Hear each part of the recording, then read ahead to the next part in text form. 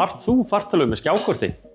Þegar þú heyrir minnst á öflugt RTX Nvidia skjákort þá hugsa langflestir tölvuleikina eins og í þessum leikjavélum hérna frá Acer Nitro og Gigabyte vélinni við hliðina á henni. En sannleikurinn sá að skjákortið auðveldar þér mjög marga aðra vinnslu líka. Á meðan venjulegur örgjörvi tekur við einu flóknu verkefni í einu, þá getur Nvidia RTX skjákortið framkvæmt þúsundir útreikninga samtímis.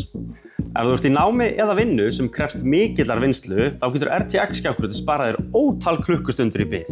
Við erum að tala til dæmis 3D hönnun eða CAD-teikningar í arkitektúr og verkfræði, myndbandsvinnslu og rendering í kvikmyndagerð og miðlun og gagnavísindi eða vélrænt nám og svo gervigreindin þar sem unnið með stór gagnasöfn.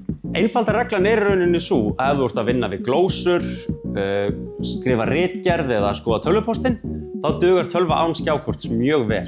En leið þú ert komin í þyngri grafísku vinnsluna eða renderingvinnsluna, þá skjákortið lykillinn að því að vera að gera þetta án þess að hiksta. Þessi Acer Nitro WAF frábært dæmi slíka fartölvu, en hún kemur með öflugu Nvidia RTX 5060 skjákorti, öflugum Intel örgjörva, 16 GB af vinnsluminni, 512 GB disk og eldsnöggum 165 riða skjá.